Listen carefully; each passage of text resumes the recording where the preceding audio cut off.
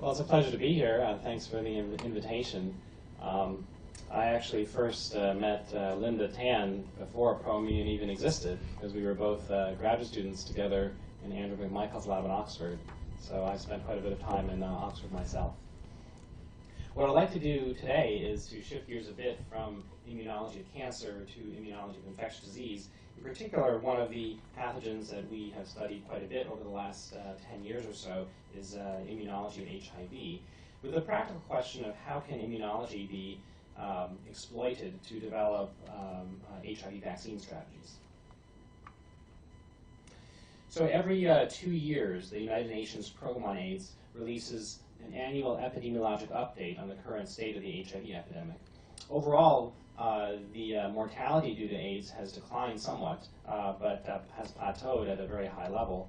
And the number of people living with HIV continues to grow. Currently is over 35 million people. Of course, with the crux of the epidemic in sub-Saharan Africa. Despite some elements of good news, then there are clear pockets of infection that still have extraordinary prevalence and incidence rates. These are some data from collaborators in Durban, South Africa, Slim and Karesha Abdul Karim, who have charted out the epidemiology of HIV in South Africa. And in this township, in the outskirts of Durban, which is where we do some of our clinical trials, the HIV prevalence and incidence remains incredibly high in young pregnant women. These are data that are fairly current up until the last couple of years. In other words, after the major advance of bringing antiretroviral drugs to the developing world, so theoretically, many or most of these women would have access to drugs. But nevertheless, by age 16, about 8% of these women are already HIV infected. By age 20, 25% are HIV infected. By age 24, over 44% of these women are HIV infected, leading to about a 9% incidence rate per year in this community. So clearly, novel prevention strategies are needed. And even in the U.S., where there has grown some complacency to the HIV epidemic, only about 30% of HIV-infected individuals in the U.S. are on suppressive antiretroviral therapy, and that's fairly similar to other areas in the Western world. And it's so-called a cascade of care, in which only a fraction of individuals are diagnosed with HIV infection, and of those, only a fraction of individuals are receiving routine medical care, and then a fairly high, but still only a fraction of those individuals are prescribed antiretroviral therapy or have viral suppression. So when you multiply everything out, then it's a fairly surprising realization that most people in the Western world are also not adequately suppressed with antiretroviral therapy. So two key priorities for the HIV field are the development of a vaccine and the development of a cure. Our group is working actively in both of these areas. I'll concentrate on our vaccine work for today. So how can HIV be prevented? Until about 5 years ago, the only options were behavioral counseling and male circumcision. And over the last 5 years, there has been at least one successful clinical trial showing, theoretically at least, that a vaccine might be able to work, or that a microbicide might be able to work. And quite a few studies now showing that pre-exposure prophylaxis with antiretroviral drugs also can work. Although compliance is a big problem with pre-exposure prophylaxis, then if people actually take the drugs, then it does work. So to end the AIDS epidemic, is an HIV vaccine necessary given the increased use of antiretroviral drugs for both treatment and prevention? Certainly, history is on the side of vaccines, and this is an editorial from Tony Fauci and his colleagues that was published about a year ago, and the opinion stated here is that ultimately we believe the only guarantee of a sustained end of the AIDS epidemic lies in a combination of non-vaccine prevention methods and the development and deployment of a safe and effective HIV vaccine. So, it's generally thought that the best hope for the ultimate control of the worldwide HIV epidemic would be the development of a safe and effective vaccine. So why is there no AIDS vaccine today, despite over 30 years of worldwide research? It's certainly not due to lack of trying. So before trying to answer that question, let's ask a simpler question. How did Edward Jenner develop a smallpox vaccine 200 years ago without the benefit of modern molecular biology, modern immunology, or other modern science? So clearly the development of the smallpox vaccine was based on the availability of clear clinical recoveries and clinical correlates of protection, limited antigen diversity, and the fact that broad immunity could be induced by at least relatively safe attenuated viruses. In contrast, the challenges in the development of a prophylactic HIV vaccine are unprecedented in the history of vaccinology. This is a list of challenges that I included in a review article that was published about 6 or 7 years ago, and I would say it's unfortunately still largely applicable today. Although there have been advances in each one of these areas over the last 5 or 6 years, then principally one of the major challenges for HIV is that we're not dealing with a single virus sequence, but a vast heterogeneity of viral sequences. So there's extensive viral clade and sequence diversity throughout the world. In fact, it's been said that the diversity of global influenza is approximately the same as the diversity of HIV within a single individual. And if you need a new vaccine for influenza each year, then how are you going to build an HIV vaccine that will cover an order of magnitude greater degrees of diversity? Second issue is that HIV rapidly establishes latent viral reservoirs very early. In fact, we help define just how early. It's remarkably early. It's before a virus even spills out into the bloodstream, so within the first couple of days after a mucosal inoculation. So this has an important consequence for vaccinology because many vaccines, such as, for example, the measles vaccine, many of you have been vaccinated against measles. If you're exposed to someone with measles, you're not sterily protected. You generally would be infected with measles and have a subclinical low level of virus replication, which would then be eliminated by immune responses before you become sick. So you're protected against clinical disease, but many vaccines do not work by blocking infection, which is a key difference that is inapparent clinically, but of utmost importance microbiologically. For HIV, if you do get a subclinical level of viremia and infection, then that will be sufficient to seed a permanent lifelong viral reservoir, which could then emerge at a later point in time. So the bar for a successful vaccine for HIV is much higher than for many other diseases because of the establishment of latency and the inability to clear latent virus. The third issue is that immune correlates of protection are unclear. There's not a single individual in over 60 or 70 million people who have been infected with HIV. There's not a single person that cleared HIV by immunologic means. There may have been one person in the world that was cured of HIV through 2 bone marrow transplants and many other issues as well. Apart from that one individual, then there's been no other documented cases of HIV cure, and there's not been a single case of HIV clearance through immune-based mechanisms. So we really don't know what immune responses are needed to protect.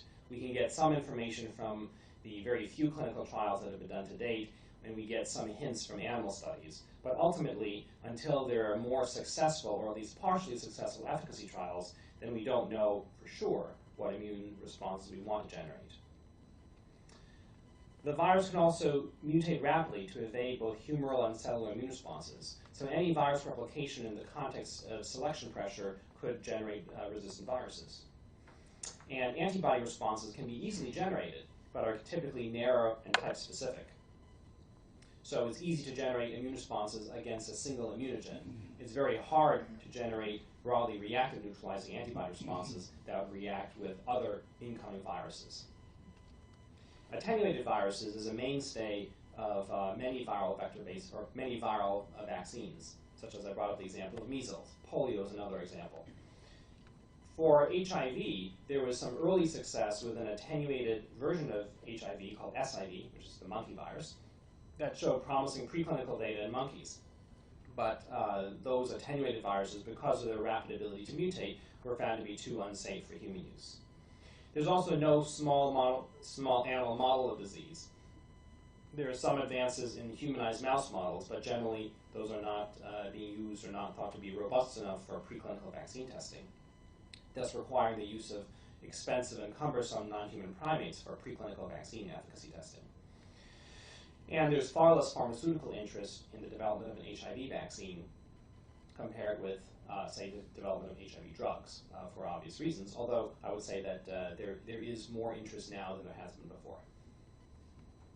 So where are we as a field?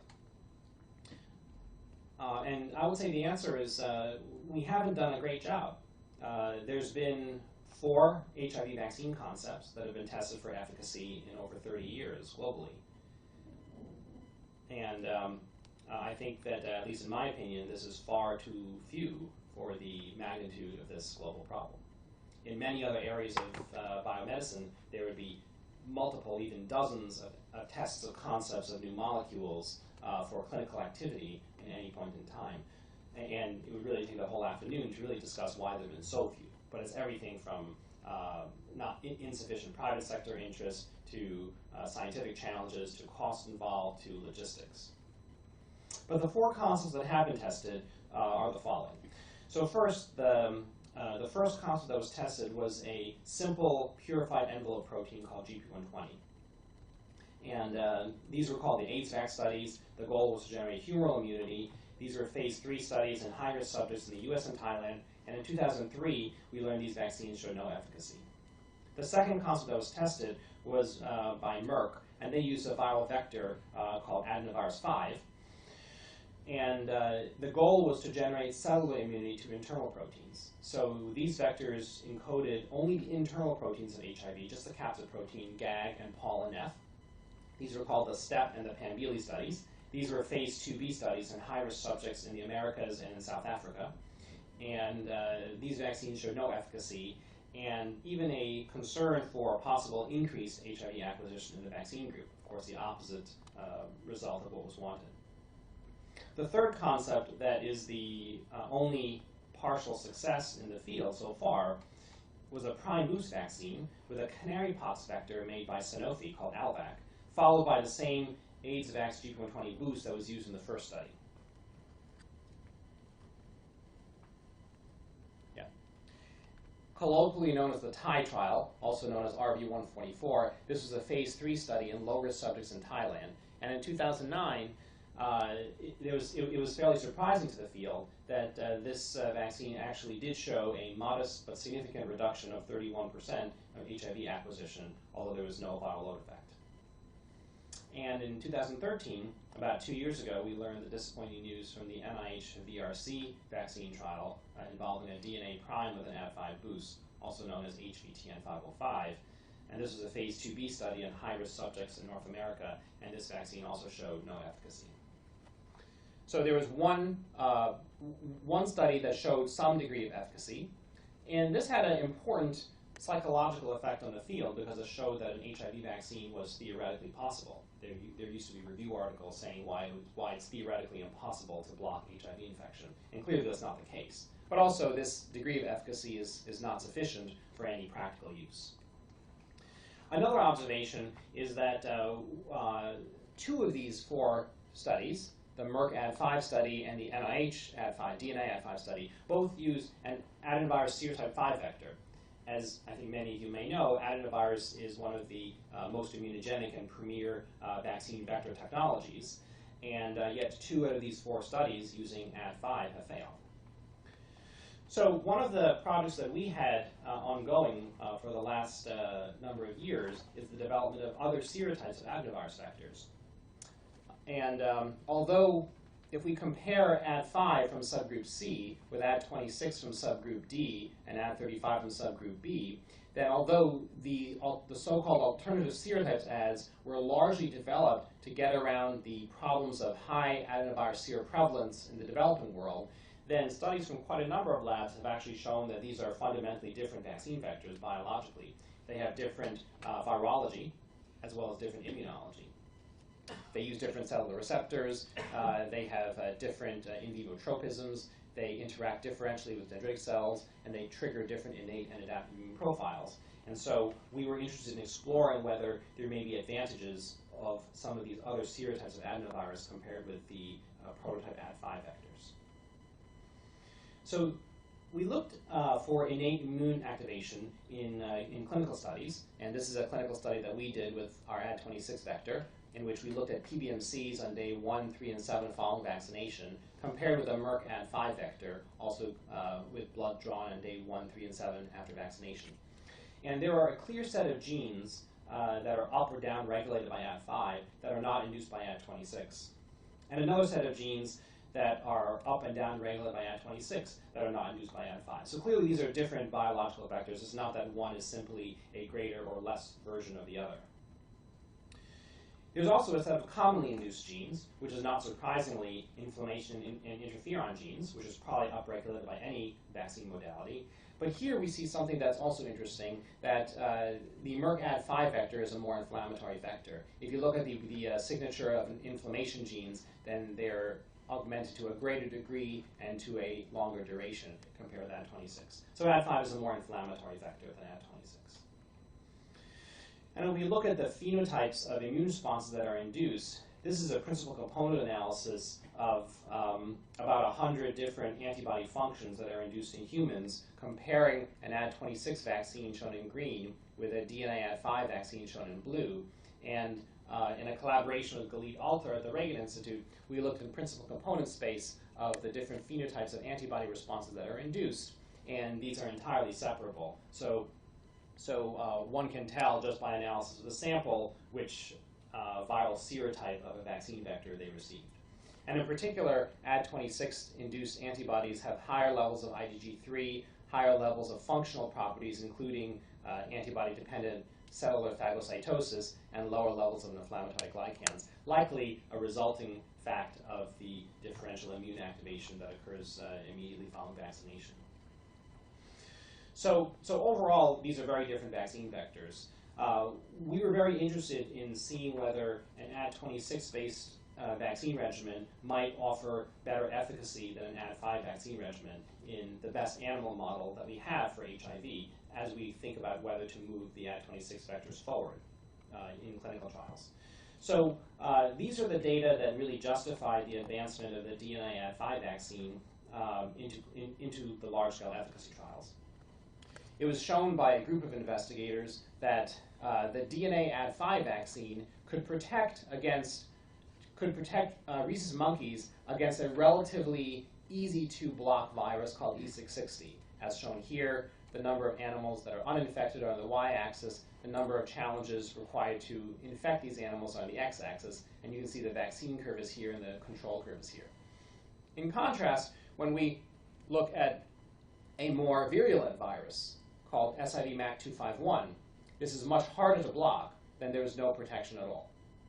So given that we know now that this vaccine did not work in humans, we can say with a fairly high degree of confidence that preclinical testing of HIV vaccine strategies should not use the easy-to-block virus challenge models in monkeys, because clearly these are not predictive of the clinical setting. What we can't say for sure, we can't say that a vaccine that does block this virus, we can't say that it would necessarily be effective in humans, because that would require the clinical trials. But I certainly would rather move forward clinically with a vaccine that can block this virus, or both of these viruses, than a vaccine that can only block the lower virulence virus. So we first had an indication that Ad26-based vaccine regimens boosted with either the poxvirus MVA or another serotype of adenovirus could offer a degree of protection in the more virulent SIV-MAC251 challenge model in this study that we published a few years ago, in which we vaccinated 48 rhesus monkeys with Ad26 prime MVA boost vaccine regimens shown in blue, Ad26 with Ad35 shown in red, or sham controls shown in black. And these are repetitive intrarectal heterologous SIV-MAC251 challenges, and the results are shown here. The percent uninfected animals are shown on the y-axis, and the number of challenges required to achieve infection is on the x-axis. So you can see the control animals get infected at a certain rate. And both of these two different vaccines are infected at a somewhat slower rate, as evidenced by reduced number of animals infected by the first challenge, and a greater number of challenges required to achieve about 50% infection in the group. But it's important to realize that at the end of this 6-challenge series, the majority of these animals were still infected. So this was a definitive but a modest protective effect. it could be quantitated as a reduction of the per-exposure acquisition risk, but very few of these animals were protected completely against this full challenge series. But what we did notice is that the correlates of protection, the correlates of blocking acquisition of protection, were antibody responses, binding antibodies by ELISA, and to a lesser extent, neutralizing antibodies. T-cell responses in this study were found to be very important for controlling post-acquisition viremia. So T-cell responses are also very important, but probably the acquisition event is primarily blocked by antibodies. So we more recently asked the natural follow-up question, if we use a purified SIV envelope G140 as a protein boost, can we augment these potentially protective antibody responses and improve protective efficacy against SIV MAC251? So here are the results of this study, which we just published a few weeks ago. And the answer is yes, that if we do add a protein boost, then we can improve protection in the same challenge model. So this study involved 32 rhesus monkeys. Similar to the previous study, we had a control group shown in black. Ad26 with an Ad35 boost as vectors alone are shown in red. Again, we saw a modest rightward shift of this curve, similar to what we observed in the previous study. And if we include a protein boost, an adjuvanted protein boost, then the protection is seen in blue, which is a further rightward shift of the curve. And also, for the first time, we're seeing that a substantial fraction of the animals, in this case it was 50%, appear to show complete protection, at least against this defined challenge series. It's not to say that if we continue challenges more, that we wouldn't have infected more animals. We probably would have. But against this defined challenge series, then there appeared to be about 50% complete protection against infection in this case. The correlates of protection, again, were antibodies by ELISA, as well as various functional antibodies that I'll talk about in a minute.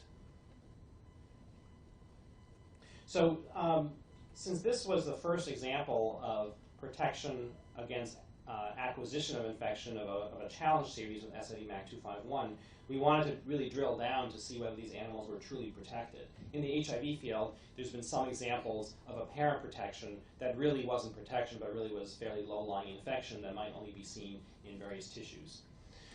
So we wanted to do a fairly rigorous job of determining whether or not the uninfected animals truly were protected or not. So here is the raw data from the study, the 12 animals that received the Ad prime protein boost. 6 animals that were apparently protected showed no virus for a period of about 400 days, whereas the other 6 animals that were infected showed classic peak virus loads. 2 of these animals became so-called elite controllers. The other 4 had chronic virus. In the 12 animals that received the vectors alone, 2 animals had no evidence of virus, and 10 animals had a typical infection pattern with a chronic viremia. And in the control animals, then all these animals became infected and had set point viral loads that were about 1 or 2 logs higher than what we call the vaccine failures in these other 2 groups. So what we did is, at 400 days following challenge, we necropsied these animals that were completely protected, so these 6 and these 2, as well as these animals that were elite controllers. And we looked in detail in tissues for evidence of virus using ultrasensitive assays with Jeff Lifson at NCI, who has probably the premier and most sensitive viral detection methods. And what we did is we looked in 40 different tissues throughout the GI tract and lymphoid systems. And what is clear is that we looked at 1 elite controller and the 8 animals that were apparently completely protected. The elite control animals, remember, all these animals showed no plasma virus at the time of necropsy. So they all would score negative by a standard viral load test. But nevertheless, the elite control animal clearly was still infected and had virus detectable in essentially every single tissue that was looked at, both viral DNA and viral RNA. In contrast, the 8 animals that were apparently completely protected had completely negative virus, with 1 exception of this dot, which is what we know that's well within the backgrounds of these extraordinarily sensitive PCRs, if we look at naive animals. We then did an adoptive transfer study in which we took 60 million PBMCs and lymph nodes from either the 2 elite controllers or the 8 completely protected animals, took 60 million cells, adoptively transferred them into naive allogeneic non-human primates and to see whether there was transference of infection. Remember, all of these animals showed no virus detectable by standard methods at the time of necropsy. And yet, cells from the 2 lead controllers readily transferred infection, so there was 7 logs of replicating virus within 2 weeks in the naive hosts. In contrast, the 8 animals that were completely protected did not transfer infection.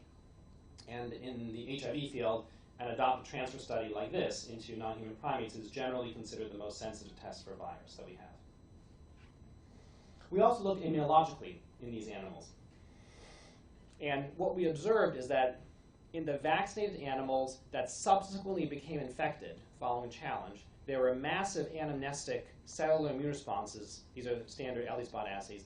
Massive anamnestic cellular immune responses against the vaccine antigens GAG, POL, and ONV.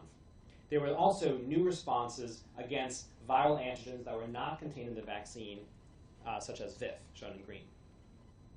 This is in contrast with the vaccinated animals that were completely protected, in which there was no evidence of anamnestic immune responses to the vaccine antigens, GAG, POL, and ONV, and there was no evidence of immune responses to antigens not contained in the vaccine. Again, an extraordinarily sensitive marker that infection actually did not occur in those animals. And if we look at humoral immune responses by simple binding ELISAs, again, the vaccinated animals that subsequently became infected had massive anamnestic antibody responses by 2 or 3 logs, whereas the vaccinated animals that appear to be completely protected did not have any evidence of anamnestic antibody responses. The combination of deep tissue analyses, adoptive transfer studies, and immunologic analyses led us to the conclusion that these animals were protected sterilely against infection. So we next asked, why were these animals protected?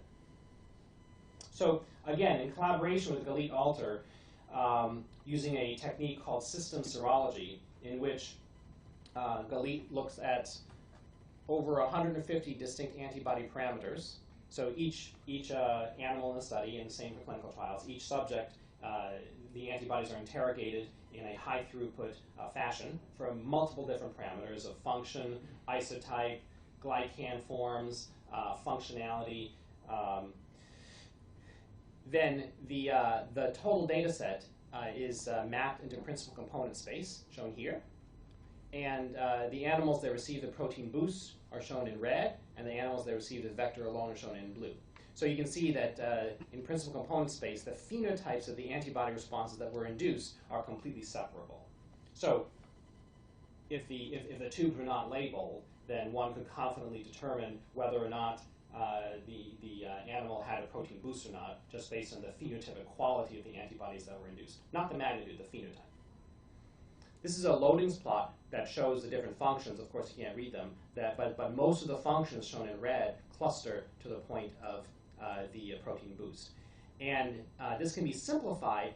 The phenotypic difference between these two groups can be simplified to a large extent in a partial least squares discriminant analysis if one looks at only 6 different functions. So these 6 functions can largely determine the differences between the antibodies induced by these different vaccines.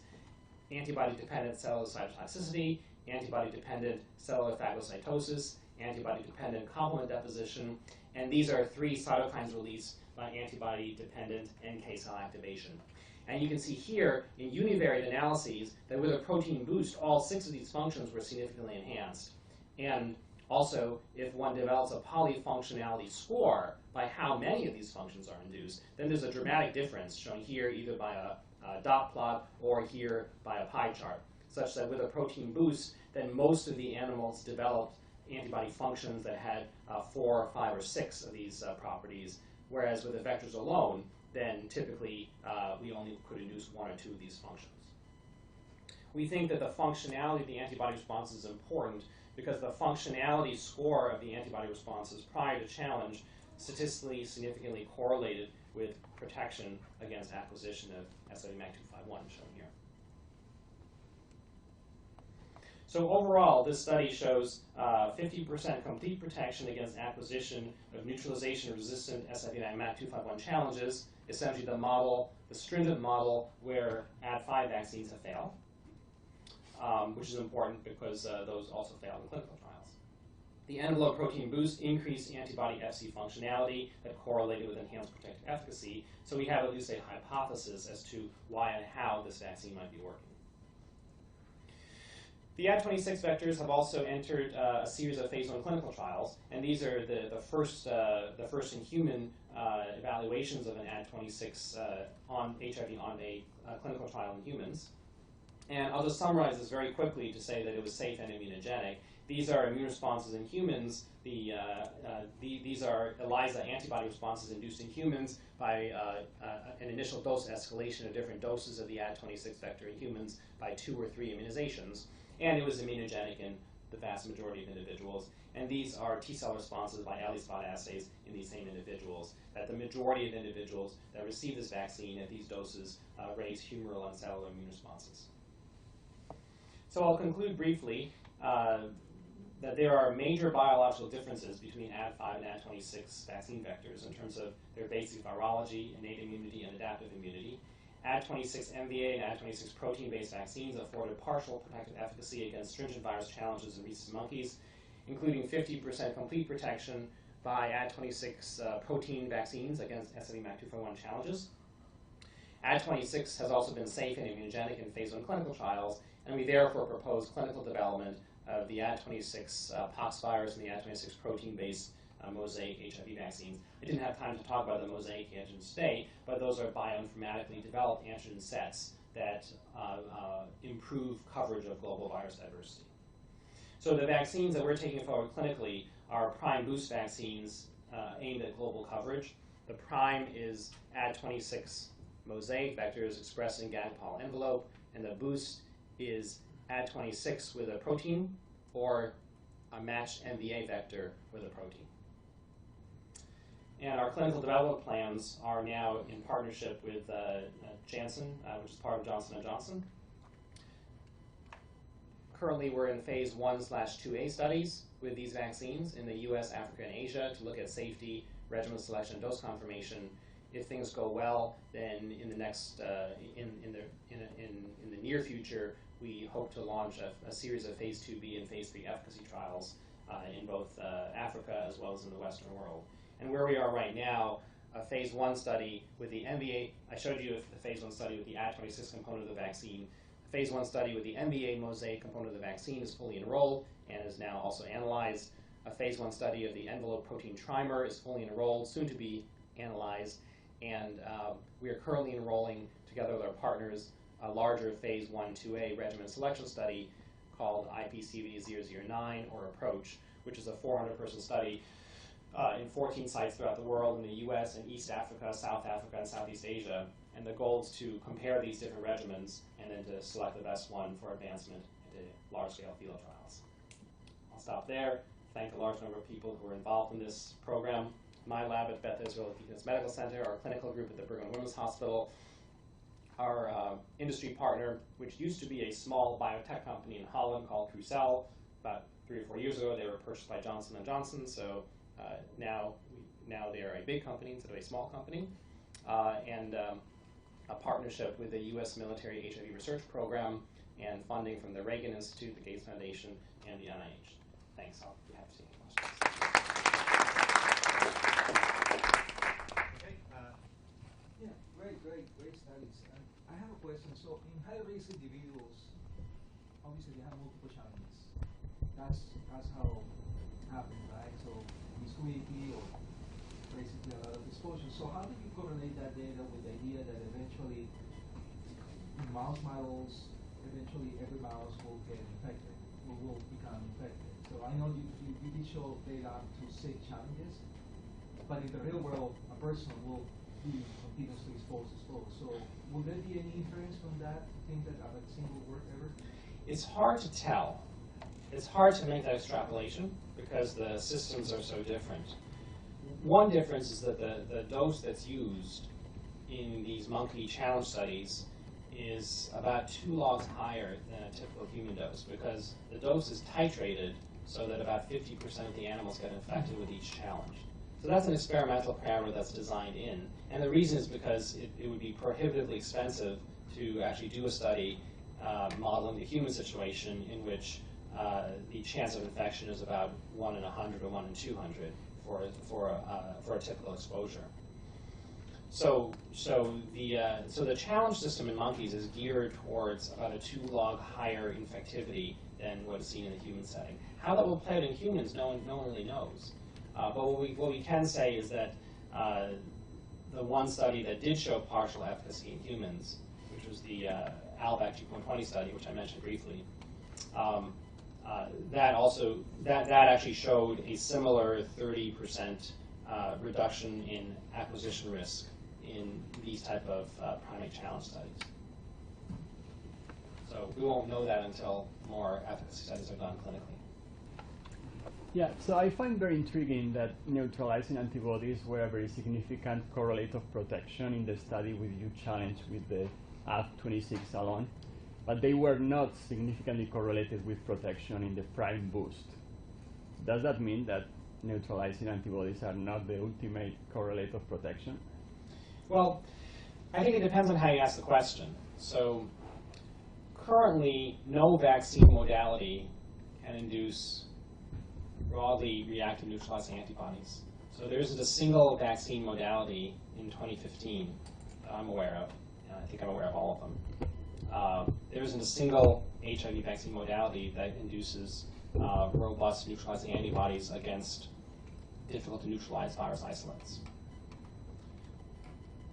There are monoclonal antibodies that have been isolated from humans that do that. Those monoclonal antibodies protect animals fantastically well, better than any vaccines we have. So the thought is that if a vaccine could induce robust neutralizing, classical neutralizing antibodies, then it probably would be the best vaccine that you would have and probably would solve the AIDS epidemic. However, no such immunogen exists today. Our vaccines don't do that. Neither does anyone else's vaccines. So it looks like for our vaccines, because they do not induce those types of neutralizing antibodies, then the functional non-neutralizing antibodies that are induced are the ones that correlate. So the correlates that we show are the correlates specific to these immunogens, these vaccines. And if a vaccine in the future is developed that can induce broadly neutralizing antibodies, I wouldn't be surprised if the class of neutralizing antibodies then would be the correlate of protection for those vaccines. I guess a related question, you said you measured something like 150 different factors relating to the functionality of the antibodies. Are you able also to go on and do that in your clinical trials? Because say you've identified factors just that are different between different regimens, but to get to that correlate of protection, you may well need to have that broad suite. Yeah, so the system serology approach will be applied, is currently being applied, and will continue to be applied to the clinical trials. And I did show one slide of clinical data that also used it as part of the introduction, which was here. So this is clinical data from humans, showing a similar system serology principal component analysis of the antibody profiling, then we are able to detect differences. Of course, in phase 1 studies, we can't say which one of these correlate with protection. That can only be done in the context of the efficacy.